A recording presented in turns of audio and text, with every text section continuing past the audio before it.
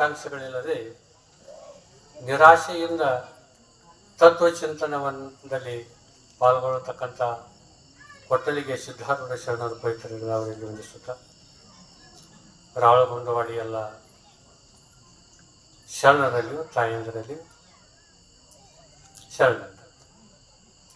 ನಾ ಸುಮ್ಮನೆ ಏನೋ ಕೇಳಲಿಕ್ಕೆ ಪರಮ ಪೂಜನ ಒಂದು ಆಶೀರ್ವಚನ ಕೇಳಲಿಕ್ಕೆ ಬರ್ತಾವ, ಅದಕ್ಕೆ ಶರಣರ ಮ್ಯಾಲ ನಡೀತಂದ. ಯಾಕಂತಂದ್ರೆ ಈಸ ಬರೋವ್ರ ಮುಂದೆ ಈಸ ಬರೋದವರು ಒಂದಿಟ್ಟು ಈಸಾಡಬೇಕಾಗತ್ತೆ. ಒಂದು 3 ಮಂದಿ ಈಸಾಡ್ಲಿಕ್ಕೆ ಹೋಗಿದಾರಂತೆ. ಈಸ ಬರೋರು ಅವ್ರು ನೋಡ್ಕೊಂಡು ಈಸ ಬರೋದು ಒಬ್ಬ ಅಲ್ಲಿ ಹೋಗಿದ್ರು. ಅವಾಗ ಹಂಚಿಕೆ ಇದ್ದಿಲ್ಲ. ದಾಂಡಿ ಕೂತವ್ರು ಹೇಳ್ತಾರೆ, ಮುಣಿಗೋ ತಮಾನಿ ನಿನ್ಗೆ ಈಸ್ ಬರಂಗಿಲ್ಲ ಮುಣಿಗೆನ ಅವ ಅಂತಿದತ್ತ. ನಾವು ಮುಣಿಗಿರೋ ಸಹಿತ ನಾನು ಮ್ಯಾಲ ಕೆತ್ತವ್ರದಾರು ಕಲಿಸ್ತಕ್ಕಂಥವ್ರದಾರು ನಾ ನಿರ್ಭಯದಿಂದ ಈಸ್ತಂತಿದ್ರು. ಮುಣಗ್ತಿದ್ದಂತ ಹೇಳ್ತಿದ್ದ. ಹಂಗೆ ಏನೋ ತಪ್ಪು ತಡೆಗಳಾದರೂ ಸಹಿತ ಪರಮ ಪೂಜರ ಹಿಂದಿಂದ ಅದನ್ನ ತಿದ್ದುಪಡಿ ಮಾಡಿ ನಮ್ಮಲ್ಲಿ ಗುರೀಶ್ ಮಾಡ್ತಾರೆ.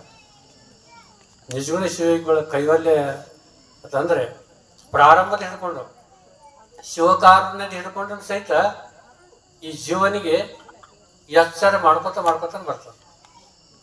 ಜೀವ ಸಂಬಂಧದಲ್ಲಿಯೂ ಅದೇ ಪ್ರಕಾರ ಕಂಡು ಕೇಳಿ ಮತ್ತೆ ಮೋಹಿ ಪರೆ ಬಲ್ಲವರು ಭೂಮಂಡಲ ಭೋಗವ ನಚಿಗಳೆಯಲಿ.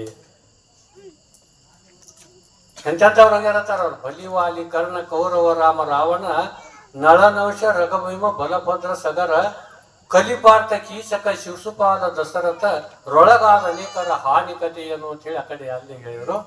ಇಲ್ಲಿ ನೀತಿಕ್ರಿಯೆ ಆಚಾರ ಸ್ಥಳದ 8ನೇ ಪದ್ಯದಲ್ಲಿ ಚಿಂತಿಸದಿರು ಸುಖ ದುಃಖದೆಡೆಗಳು ನಿಂತು ತಿಳಿದ ಬಳಿಕೆಲೆ ಜೀವನೆ. ತಿಳಿದ ಬಳಿಕೆಲೆ ಜೀವನೆ.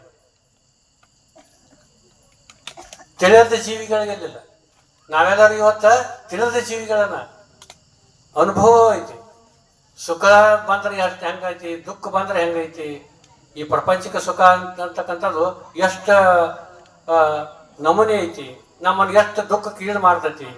ಅವ್ರು ಹೇಳೋದು ಚಿಂತೆಗೆ ಸುಖ ಬಂದ್ರೂ ಚಿಂತೆ ಮಾಡ್ಲಿಕ್ಕಿಸ್ತತಿ, ದುಃಖ ಬಂದ್ರೂ ಚಿಂತೆ ಮಾಡ್ಲಿಕ್ಕಿಸ್ತತಿ. ಸುಖ ಬಂದ್ರೆ ನೋಡ್ರಿ, ಐಶ್ವರ್ಯವಂತರು ನೋಡ್ರಿ, ಅಧಿಕಾರದವ್ರು ನೋಡ್ರಿ, ಹಗಲ ರಾತ್ರಿ ನಿದ್ದೆನ ಹತ್ತಂಗಿಲ್ಲ. ನಾನಾ ರೋಗಗಳು ನಿಶ್ಚಿಂತವಾಗಿ ಮಲಗಲಿಕ್ಕೆ ನಿದ್ದೆ ಹತ್ತೋದಕ್ಕಾಗಿ ಇಂಜೆಕ್ಷನ್ ಮಾಡ್ಕೋಬೇಕು, ಗುಳಿಗೆ ತಗೋಬೇಕು, ಕಡೆಗೆ ಸಲೈನ್ ಹಚ್ಚಿ ನಿದ್ದೆ ಮಾಡಬೇಕು. ಇದು ಸುಖದ ಪ್ರಭಾವ. ಅದು ಹೇಳ್ತಾರ ಅವ್ರು. ಯಾಕೆ ಸುಖ ಅಂದ್ರೆ ನಿಜ ಸುಖದ ಹೇಳಾಗಿಲ್ಲ ಅವರು. ನಮಗೆ ಸುಖ ಅನ್ಸಿದ್ದ ಅದನ್ನ ನಮ್ಮಂತೆ ಆಗಿ ನಮಗೆ ಉಪದೇಶ ಮಾಡ್ತಾರೆ ಶ್ರೀಮನ್ ನಿಜಗುಣ. ಚಿಂತಿಸದಿರು ಸುಖ ದುಃಖದೆಡೆಗಳು ನೀ ನಿಂತು ತಿಳಿದ ಬಳಿ ಎಲೆ ಜೀವನೆ. ತಿಳಿದ ಬಳಿಕೆಲೆ ಜೀವನೆ.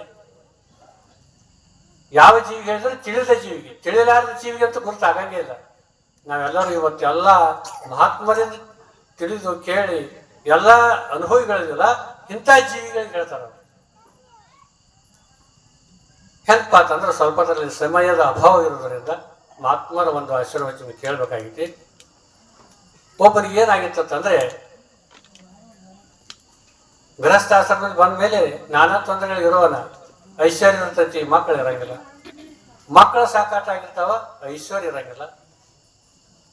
ಎಲ್ಲ ಇರ್ತೈತಿ, ಇನ್ನು ಯಾವ್ಯಾವ ರೋಗ ಕಾಡ್ತಿರ್ತೈತಿ. ಇವು ಎಲ್ಲ ಸಾಮಗ್ರಿ ಇದ್ದಾಗ ಯಾರಿದ್ರೆ ಒಂದು ತೊಂದರೆ ಬಂದ ನಮ್ಮನ್ನ ತ್ರಾಸಗೊಳಪಡಿಸ್ತೈತಿ. ಹಿಂಗಾಗಿ ಸಾಧಾರಣ ಒಂದು 40-50 ವರ್ಷಗಳ ಪರ್ಯಂತರವಾಗಿ ಅವರು ಬಂದರು ಸಹಿತ ಅವರಿಗೆ ಮಕ್ಕಳಾಗಿರಲ್ಲ. ಮುಂದೆ ಹೋಗಿ ಒಬ್ಬ ಮಗು ಹುಟ್ಟತಾನ. ಅವಾಗ ಸಂತೋಷ ಆತನ.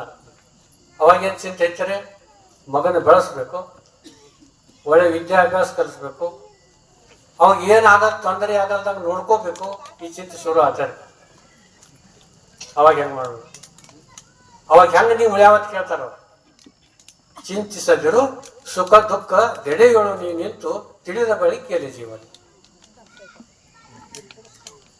ಬೆಳೆದು ದೊಡ್ಡವಾದ ಶಾಲೆಗೆ ಹೋಗ್ಲಾಕೈತದ, ಒಳ್ಳೆಯ ಸುಸಜ್ಜಿತವಾಗಿರ್ತಕ್ಕಂಥ ಶರೀರ ದಟ್ಬಿಟ್ಟಿತ್ತು. ಹ್ಯಾಂಗ ಇದ್ರೊಳಗೆ ಭಾರ ಆಗ್ಬೇಕಂತಕ್ಕಂಥದ್ದು ಹೇಳ್ತಾರ ಅವ್ರು. ನಾವೆಲ್ಲರೂ ಸಿಗೋದಿಲ್ಲ, ಎಲ್ಲ ಕೇಳ್ತೇವೆ. ಆದ್ರೆ ಸುಖ ಹೋಗಿ ದುಃಖ ಬತ್ತು, ಸುಖದಾಗ ಒಂದು ನಮ್ಮನೆ ಚಿಂತೆ ಒಳಗಿರ್ತೀವಿ. ಆ ಸುಖ ಹೋಗಿ ದುಃಖ ಬತ್ತು ಅಂದ್ರೆ ಅದರೊಳಗೆ ಒಂದು ಚಿಂತೆ ಒಳಗಿರ್ತೀವಿ. ಇದರಲ್ಲಿ ಫೇಲ್ ಆಗಿ ನಾವು ಮತ್ತೆ ಬಹುಬಂಧನಕ್ಕೆ ಒಳಗೋಗಬಾರ್ದು ಅನ್ನೋ ಸಲುವಾಗಿ ಮಹಾತ್ಮರ ಪದೇ ಪದೇ ಉಪದೇಶ ಮಾಡ್ತಾರೆ. ಅಕಸ್ಮಾತ್ ಏನೇ ಆತಪ್ಪ ಅಂತಂದ್ರೆ, ಅವ ತಂದೆ ಬ್ಯಾರೆ ಊರಿಗೆ ಹೋಗಿದ್ದ. ಬರೋದ್ರೊಳಗ ಆ ಮಗು ತೀರ್ಕೊಂಡಿದ್ದು. ಎಲ್ಲರೂ ಸುತ್ತಮುತ್ತ ಅಳ್ಳಾಕತ್ತರು, ತಾಯಿನೂ ಭಯಂಕರ ದುಃಖ ಮಾಡ್ಲಾಕತ್ತರು. ಬಹಳ ದಿವಸಕ್ಕೆ ಒಬ್ಬನ ಮಗ ಹುಟ್ಟಿದ್ದ. ಹಿಂಗ ದೇವ್ರು ಮಾಡಬಾರ್ದಾಗಿತ್ತು. ಏನೇನೇನೇನು ಅಂತ ಆ ತಾಯಿ ದುಃಖದೊಳಗೆ ಮುಳುಗಿದ್ದಳು. ಉಳಿಕೆ ಸುತ್ತಮುತ್ತ ಅವರು ಎಲ್ಲ ದುಃಖದೊಳಗಿದ್ದರು. ಅವಾಗ ಆ ಮಗುವಿನ ತಂದೆ ಬರ್ತಾನೆ.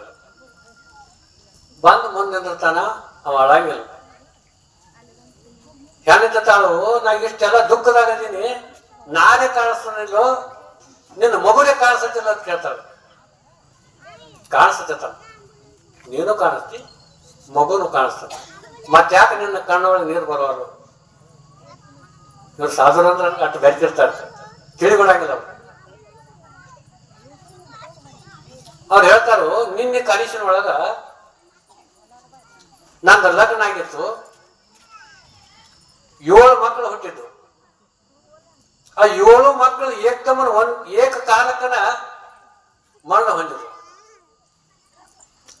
ಆ 7 ಮಕ್ಕಳ ಸಲುವಾಗಿ ಹೇಳೋ ಈ 1 ಮಗುವಿನ ಸಲುವಾಗಿ ಹೇಳೋ ಅಂತ ಕೇಳ್ತಾರೆ. ಏನ್ ಮಾತಾಡಬೇಕು? ಒಂದು ಇಂಥ ಒಂದು ಗಟ್ಟಿವಾಗಿರ್ತಕ್ಕಂಥ ಅನುಭವವನ್ನ ಪಡೆಯಲು ಸಲುವಾಗಿ ಮಹಾತ್ಮರೇನು ಹೇಳ್ತಾರೆ, ಚಿಂತಿಸದಿರು ಸುಖ ದುಃಖದೆಡೆಗಳು ನೀನು ನಿಂತು ಬಳಿಕ ಎದೆ ಜೀವನೇ. ನೀನು ಅಂತೂ ತಿಳಿದ ಬಳಿಕ ಎಲೆ ಜೀವನಿ ಅಂತಾರ ಅವ್ರು. ಬರೇ ಜೀವನಿಯಲ್ಲಿ ಅದಕ್ಕೆ ತಿಳಿದು ನೀವು ಇಂಥ ಸುಖ ದುಃಖದೊಳಗ ಚಿಂತೆ ಮಾಡಬೇಡ್ರಿ.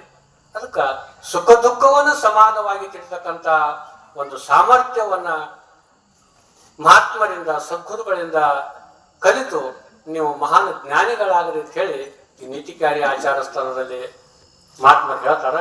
ಅದೇ ಪ್ರಕಾರ ಅಂತ ಶಕ್ತಿಯನ್ನ ಸದ್ಬುದ್ಧಿಯನ್ನ ಸಿದ್ಧಾರೂಢರು, ಬಸವಾರೂಢರು, ಈಶ್ವರಾನಂದ ಅಪ್ಪುಗಳು ನಮ್ಮೆಲ್ಲರಿಗೆ ಇಂಥ ಶಕ್ತಿಯನ್ನು ಕೊಟ್ಟು ಕರುಣಿಸಲಿ ಅಂತೇಳಿ ನನ್ನೆಲ್ಲ ವಾಕ್ಯಗಳನ್ನು ಗುರುಪಾದಾರವಿಂದಗಳಲ್ಲಿ ಅರ್ಪಣೆ ಮಾಡಿ ತಮ್ಮೆಲ್ಲರಿಗೆ ಶರಣ ಆಗ್ತದೆ. ಧನ್ಯವಾದಗಳು.